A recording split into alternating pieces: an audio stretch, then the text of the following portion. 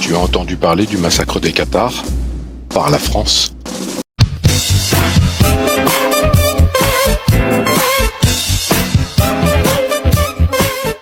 Prendre son histoire est un acte de résistance. Cette vidéo ne s'adresse qu'aux chercheurs de vérité. Les nostalgiques du maréchal Pétain, de l'OAS, de Charlemagne, n'ont qu'à aller embrasser la main de Jordan Bardella. Puisque les vainqueurs écrivent notre histoire, nous allons écrire la leur en étant véridiques, sans chercher à embellir comme ils le font, tout simplement en la racontant. Vous le savez sans doute, la France est considérée comme la fille aînée de l'Église, selon l'histoire. Mais je vais vous citer Jésus de Nazareth. Un arbre qui ne donne pas de bons fruits, on le jette au feu. Si vous préférez, on juge un arbre par les fruits qu'il donne, n'est-ce pas? Cela s'applique donc ici, pour cette véritable histoire, à l'Église qui a fait plus de mal que nombre de dictateurs sur cette planète. Si on doit juger l'histoire de l'Église et non celle de la France, eh bien, bonne chance, parce que qu'est-ce que a fait la France en tant que nation? Ça dépasse l'entendement, surtout quand c'est envers sa propre population. Alors, cette alliance entre la France et l'Église, qui s'est nouée lors du baptême de Clovis à la fin du 5e siècle, va culminer au 13e siècle dans un crime que la France et l'Église vont réaliser en commun. La croisade contre les Albigeois. Le massacre de ces hérétiques, que l'on dit cathares, et la conquête des territoires des seigneurs qui les protégeaient. S'il fallait un seul événement pour démontrer que l'Empire romain, 9 siècles après, sa fin apparente, n'avait cessé de dominer le monde, ce serait celui-là. Mais pour vous faire taire, parce qu'il va falloir vous faire taire aux détracteurs, pour ne pas lire que je serais un méchant africain qui monte les uns contre les autres et qui critique la France, je vais citer une Française, Madame Simone Veil. Elle dit: on peut trouver dans l'histoire des faits d'une atrocité aussi grande, mais non plus grande, sauf peut-être quelques rares exceptions, que la conquête des Français, territoire situé au sud de la Loire, au début du XIIIe siècle. Alors, maintenant que c'est dit, ce qui va suivre, ce n'est que de l'histoire. Et en vérité, ça n'en est pas vraiment. Parce que c'est pas seulement de l'histoire, parce qu'un tel récit déborde de sa seule réalité historique. C'est un événement d'une autre nature.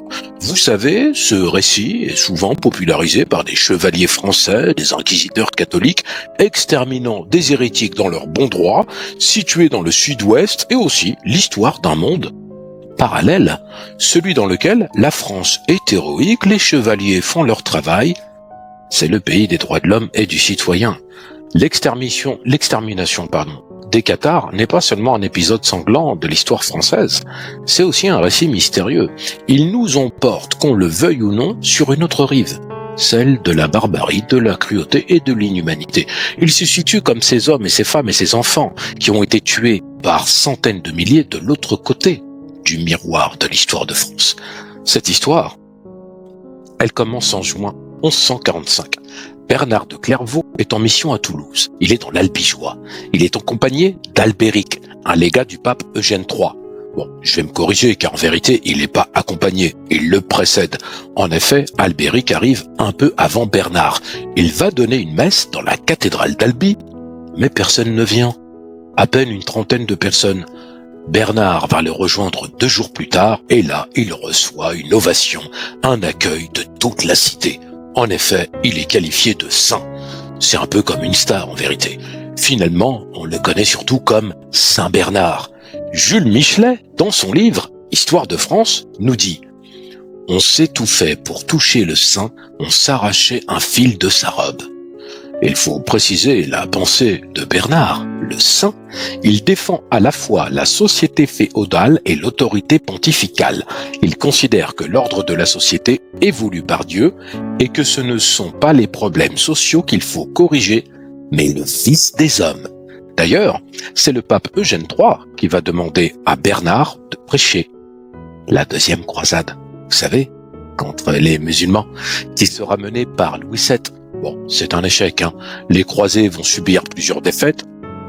face aux Arabes, qu'on va appeler, on va dire, les Turcs, et ne vont pas parvenir à prendre la ville de Damas. C'est de cette croisade que vient l'expression que vous connaissez sans doute. Oh, j'ai fait ça pour des prunes. Parce que les croisés vont rapporter malgré tout une variété de pruniers qu'il n'y a pas en Europe et qui va leur donner des pruneaux qu'on appellera le prunier de Damas. Quand Bernard revient en France, il constate selon lui l'hérésie sur les terres bénies françaises, près de Toulouse. Et très vite, le Bernard comprend qu'on ne peut convaincre ces nouveaux hérétiques, ni par le raisonnement, ni par l'autorité, ni par la persuasion. Selon Pierre Desvaux de Cernay, il aurait déclaré: saisissez-les et ne vous arrêtez pas jusqu'à ce qu'ils périssent tous, car ils ont prouvé qu'ils aimaient mieux mourir que se convertir. Ça vous rappelle pas quelque chose, ça? Alors, avant que certains ne viennent en mode loup, non, ça c'est les talibans. En tant qu'historien, moi je le dis, il faut prendre cette citation avec prudence. Le chroniqueur Pierre Desvaux de Cernay est né en 1185, c'est-à-dire 40 ans après le prêche de Saint-Bernard en Languedoc, et nous ne connaissons pas la source de cette citation. Néanmoins, on peut la citer comme un point de référence. Rassurez-vous, on a quand même de la matière. En 1163, au concile de Tours, l'histoire de la vigne, elle est pleine. Le pape Alexandre III ajoutera qu'il y a aussi des serpents. Il dit: une damnable hérésie s'est élevée dans le pays de Toulouse, gagnant peu à peu à la manière d'un chancre les contrées voisines, la Gascogne et les autres provinces. Comme elle progresse, en se cachant à la façon des serpents, elle ravage dans les âmes simples la vigne du Seigneur. Oh, le pape, c'est quelqu'un de formidable à toutes les époques. C'est également en 1163 que le terme de cathare va apparaître pour la première fois. Ça va définir ce qu'ils appellent les hérétiques qui sévissent simultanément dans différentes parties de l'Europe. En l'occurrence, sur les bords du Rhin, dans la région de Cologne, si vous voyez à peu près où c'est, et c'est le moine bénédictin Ecbert de Schonau qui est à l'origine de cette appellation. Il fait alors quasiment du copier-coller de saint Augustin, chez qui il trouve le terme cathare, qui vaut peut-être pour le grec katharois, avec un K, c'est-à-dire pur, et que l'évêque d'Hippone a peut-être lui-même trouvé chez Eusèbe de Césarée, qui a employé le mot cathare pour définir une typologie spécifique des gens qui sont sans roi. Ce serait inspiré par un certain Novatien, pour ceux qui s'intéressent au sujet. Car, il faut le dire, écrit à l'un de Lille, à ce qu'on dit, il copule le derrière des chats, sous la forme duquel leur apparaît le diable. Bon. Maintenant que c'est posé, de combien de gens on parle? C'est très difficile à dire. L'église de Rome voit alors des hérétiques partout, en Rhénanie, en Flandre, en Champagne, dans les pays de la Loire, en Espagne, en Italie, en Grèce, en Bulgarie, en Bosnie, il y en a partout. Ils se sont fédérés comme un groupe d'églises amies, ou est-ce que c'est un phénomène qui va s'éteindre, un phénomène isolé, et qui va naître et se développer en parallèle les uns et les autres? C'est un des points sur lesquels les historiens ne sont pas tous arrivés à un consensus. Aujourd'hui, nous ne rentrerons pas dans cette polémique parce que c'est pas le sujet de la vidéo. On n'est pas qualifié pour faire ça parce que ça peut durer peut-être 3 heures à réfléchir à cette idée. Mais ce qui nous intéresse aujourd'hui, ce dont généralement on parle, c'est bien du massacre des Cathares, même si eux-mêmes ne se sont jamais appelés comme ça, ils n'ont jamais dit « nous sommes des Cathares ». Ce sont eux, les hérétiques, qui sont situés au sud-ouest de la France, dans la partie centrale du pays d'Oc. Vous savez, avec la langue qui est l'occitan. Vous avez déjà entendu certainement l'Occitanie. Vous savez, dans la région de Toulouse, etc. On voit alors l'émergence d'une vie sociale qui se déploie à partir de châteaux. Alors château, c'est pas à entendre ici au sens médiéval, avec un château, une construction, vous savez, le château fort. Non, c'est plutôt une organisation de la société. C'est une forme d'habitat groupé et fortifié, des bourgades en hauteur, cerclées de murailles, autour d'une vieille tour féodale ou d'un édifice religieux, généralement catholique, et dans lesquels les 3 ordres de la société qui se combattent, ceux qui prient, ceux qui travaillent et ceux qui dorment. Vous vous rappelez? Le tiers-état. D'ordinaire, elles sont séparées, mais là, ils cohabitent et même se mêlent. Alors, vous avez cette caste aristocratique qui est appauvrie, une paysannerie qui est aisée, des forgerons, des notaires, des commerçants, toutes les classes de société y sont quasiment mélangées et elles sont devenues indiscernables. Quelque part, c'est la société idéale. Celle d'aujourd'hui? Je ne sais pas. En tout cas, il y a une tolérance aussi pour les autres religions, c'est-à-dire ceux qui sont pourchassés, par exemple les juifs, viennent trouver un abri chez les cathares. Cela fait partie des choses que la papauté va leur reprocher. Elle va le reprocher directement au comté de Toulouse. La papauté dit à cette époque, ces châteaux échappent au pouvoir de l'Église, comme au pouvoir du roi. Et il faut s'en inquiéter. On va basculer en 1198 avec l'élection d'un nouveau pape qui, lui, est beaucoup plus dur. Il s'appelle Innocent III. Il porte mal son nom. Il est décidé à lutter contre l'hérésie et dès sa nomination, il envoie une lettre à l'archevêque d'Auch, Bernard III de Sédirac. Dans cette lettre, il dit « Si c'était nécessaire, faites-les contraindre par la force de l'épée, au moyen des princes et des peuples. » Je crois que le message est clair. L'archevêque d'Auch va traîner des pieds. Il n'a pas nécessairement envie de passer au fil de l'épée des gamins et des femmes. Le pape va insister auprès du roi de France pour qu'il intervienne. Il lui écrit aussi « Confisquer les biens des comtes, des barons et des citoyens qui ne voudraient pas éliminer l'hérésie de leur terre, ou qui seraient tentés de l'entretenir. » Il écrit ça au roi Philippe Auguste. Ne tardez pas à rattacher leur pays tout entier au domaine royal. Vous en sortirez plus puissant. Mais ça, c'est en vain. Parce que bon, pape ou pas pape, le roi, lui, il n'a pas le temps. Et surtout, il n'a pas les moyens. Philippe Auguste est suffisamment occupé par sa guerre contre le roi d'Angleterre, Jean sans terre, une guerre dans laquelle Innocent III aimerait bien mettre son nez, parce que déjà, il a envie de toucher de l'argent lui aussi, et parce qu'il la juge totalement inutile, mais carrément nuisible à ses plans. Elle se joue entre deux défenseurs de la chrétienté. Alors pour le pape, c'est pas intéressant, alors que les croisades exigent l'union de tous. Pendant un bon moment, malgré les efforts du pape Innocent III, la lutte contre l'hérésie va quelque peu s'essouffler. Elle va même, on peut dire, échouer pendant quelque temps. Alors ces quelques années vont passer avec des tentatives infructueuses, mais écoutez bien, le 22 juillet 1209, c'est le siège de Béziers. On met le feu à toute la ville. Elle flambe durant des jours. Dans le rapport adressé à Innocent III, on parle de plus de 20 000 morts en une journée. Des hommes, des femmes, des enfants, des vieillards, même le bétail. Alors attention, on parle pas de morts à coups d'épée. Les chevaliers preux, vous savez, les grands héros de la France, c'est du sang jusqu'aux chevilles. Ils y vont, ils massacrent tout le monde, VIOL, etc. Tout ce qui se présente est décapité et embroché. Les enfants, ils accrochent des têtes à leurs chevaux, ils empalent les hommes devant les remparts, ils écartèlent les femmes, ils tressent des bûchers, ils brûlent tout le monde. On est dans la barbarie la plus extrême et la plus ignoble. 20 000 morts, ces chiffres n'arrêtent pas de varier. On dit 20 000 morts parce qu'il faut bien donner un chiffre, mais ça monte, selon certains historiens, jusqu'à 100 000. Ça descend aussi jusqu'à 7 000, on a les deux. Pierre Dévaux de Cernay, le fameux chroniqueur favorable à la croisade, lui, il les estime à son époque à 60 000, dont 7 000 vont être massacrés uniquement dans l'église de Sainte Marie-Madeleine le 22 juillet, et d'ailleurs, son jour lui est consacré. Donc, que ces chiffres aient été exagérés ou pas, qu'ils aient été soit montés, soit atténués, ce qui n'est pas douteux, c'est que les croisés, vous savez, les soldats du Christ, Dieu le veut, ont exterminé ce jour-là la population d'une ville entière avec une cruauté absolue. Et ça tombe bien, quelque part. Le légat Arnaud Amaury voulait un massacre exemplaire destiné à propager l'effroi et la peur dans tout le pays. C'est lors du siège de Béziers que vous allez avoir une phrase que vous connaissez peut-être, et je vais vous le répéter, la fameuse phrase « Tuez-les tous ». Dieu reconnaîtra les siens. Cette phrase, on la retrouve chez Césaire de Heisterbach. C'est un moine cistercien allemand, et dans son livre, qui s'appelle « Des miracles et des visions de mon temps », qu'il a écrit entre 1219 et 1223, il évoque cette phrase. Certains historiens considèrent que la phrase est fausse, on l'a dit apocryphe, d'autres qu'elle est vraisemblable, on ne sait pas, mais en tout cas, cette phrase a fait froid dans le dos.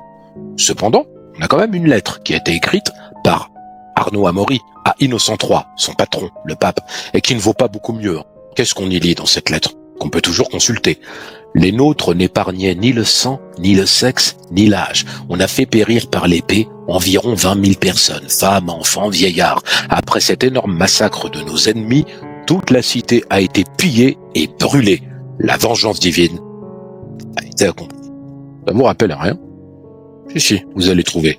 Et puis il y a le siège de Minerve, en juillet 1210. Avant d'entrer, Arnaud Amaury dit aux chevaliers, alors qu'il y en a qui commencent à se dire, bon, l'hérésie, d'accord, mais on va pas tuer tout le monde. Le croisé Robert de Mauvoisin proteste et déclare qu'ils sont venus tuer des hérétiques, pas leur faire grâce. Mais quand même, les femmes, les enfants, et Arnaud Amaury, qui a toujours le mot pour rire, lui répond, n'ayez aucune crainte. Ils ne vont pas se convertir. Vous pouvez les tuer, ça restera des hérétiques.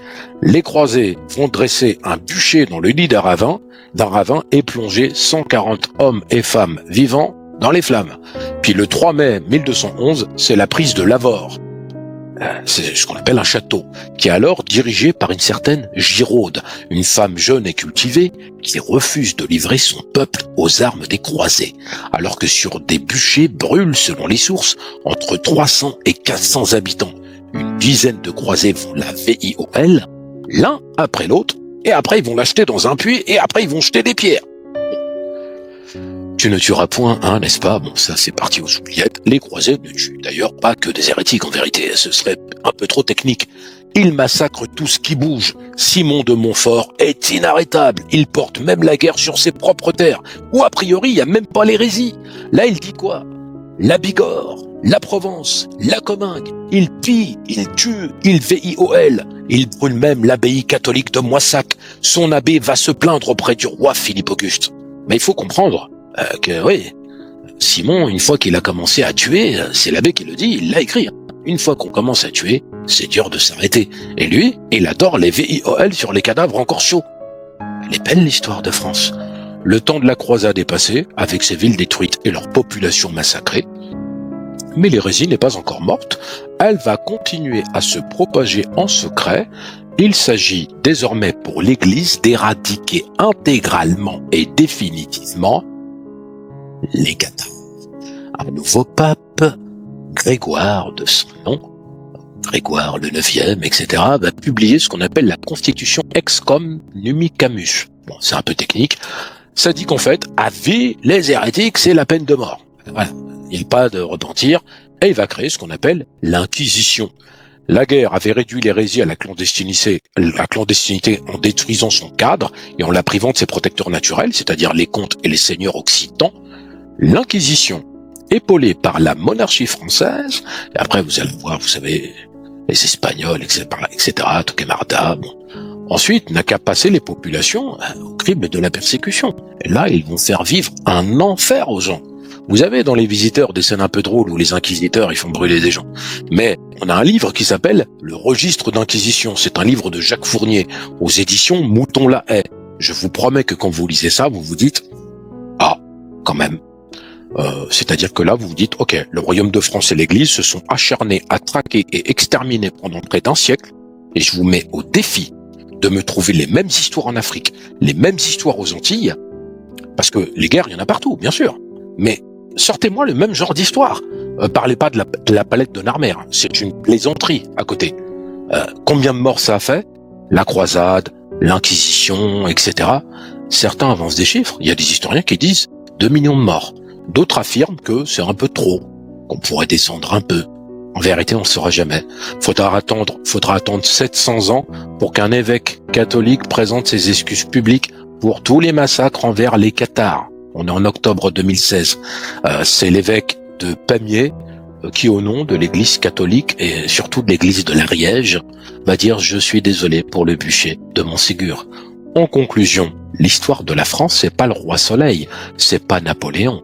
C'est pas Astérix et Obélix et ni Vercingétorix, ni Charlemagne, qui chante sur un cheval. C'est les massacres de centaines de milliers de Français, entre Français, qui avaient le tort de penser différemment et de croire différemment. La tolérance. Donc, abstenez-vous de faire des leçons. C'est votre histoire, pas la mienne. Pour les autres, abonnez-vous.